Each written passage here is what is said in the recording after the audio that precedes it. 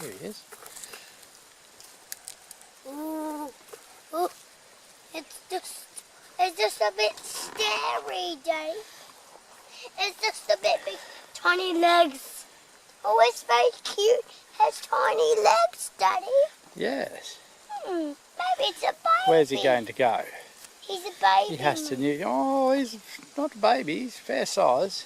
But Daddy, he's very cute. He has to find a new home.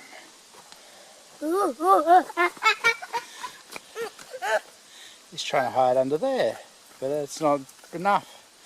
Because this is where I usually live. I can smell it, but it's all gone. It's scary.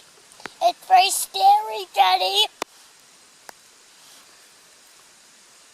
What? It's moving away. It wants me. This is scary. I know what to.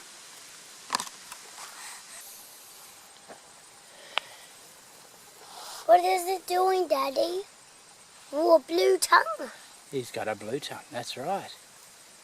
He's snuggling around. He says, you disturbed my home. Where will I go now to live? What is he going to eat, Daddy? What's he eat? Snails and things like that. And does he Slugs.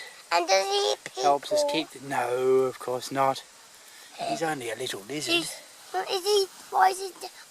he doesn't? What if you step on him? Ah, that would hurt him. Don't know how to do that. Then he will bite me. Ah, I don't think. Look how his back legs drag. He sometimes doesn't even use them. Off you go.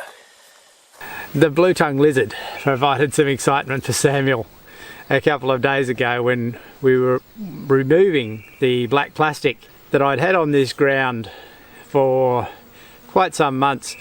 My intention was to kill the grass and the weeds because I'm wanting to put in here some potatoes and I wanted to get rid of all the weed growth first.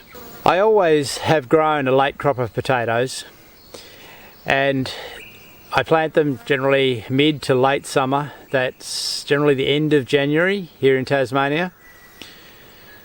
I have found that providing I allow at least 3 months minimum between planting and the expectation of the first likely frost, I can get a reasonable crop.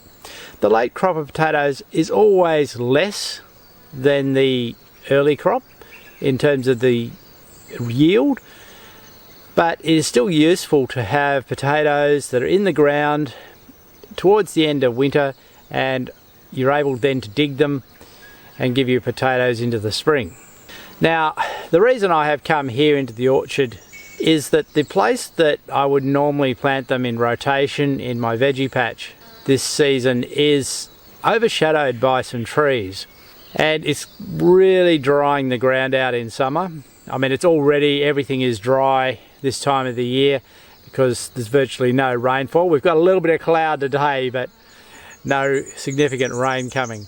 I really need to get rid of these trees to cut them down and move them away because they're just too close to the veggie garden, but that will have to wait till another season. So I've come here into the orchard and put this plastic down and killed the grass. My intention is to experiment with creating some no-dig potatoes. Rather than dig here, because I don't want to dig because of the fruit tree roots, I am going to just put compost on top of the soil and plant the potatoes into that, and I'm going to be really interested to see what the result is. Oh, it's hard opening that. Sometimes. Open that. Can you hold that up for me? Yeah. Keep it up, up, up. That's it. Oh, there it is, Daddy.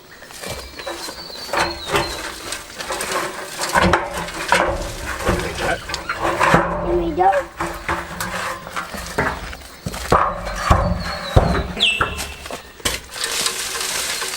Oh, Dad. I wonder how long it'll take.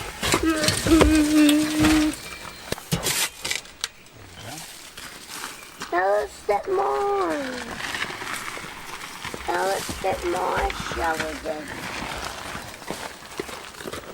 Sorry. Now put it. Ow!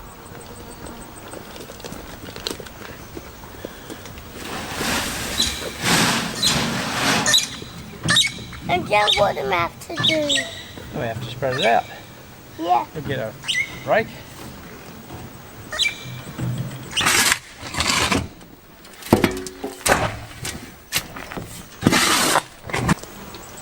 All coming, Samuel.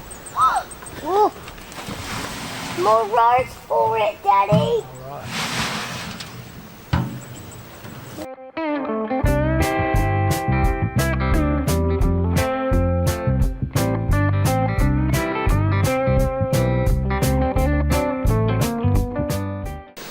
When you're planting a late crop of potatoes, commercial seed potatoes are generally not available because they're usually only available in winter and early spring for the early crop.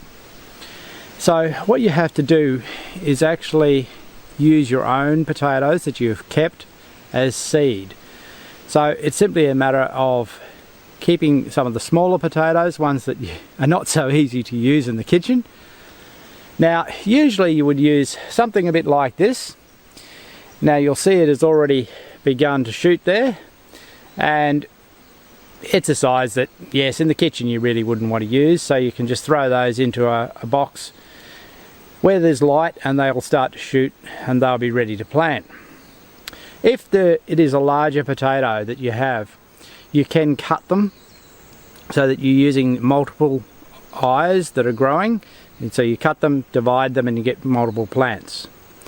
However, because they don't all come at once, you often get potatoes that look more like this. The actual potato part has begun to wither and it has quite a long shoot coming from it.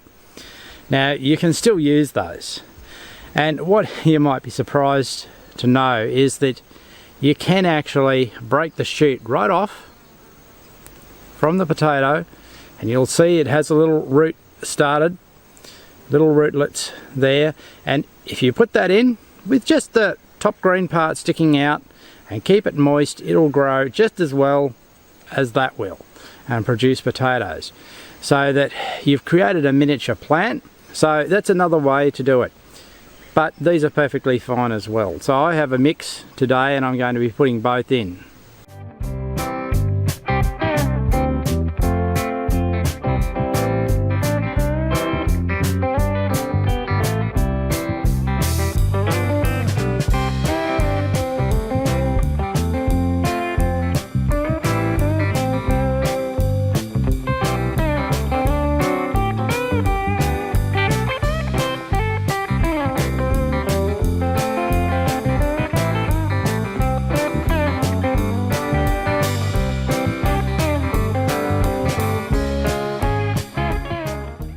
Having planted all the potatoes, I'm adding a generous layer of straw to the top of the compost to help retain moisture.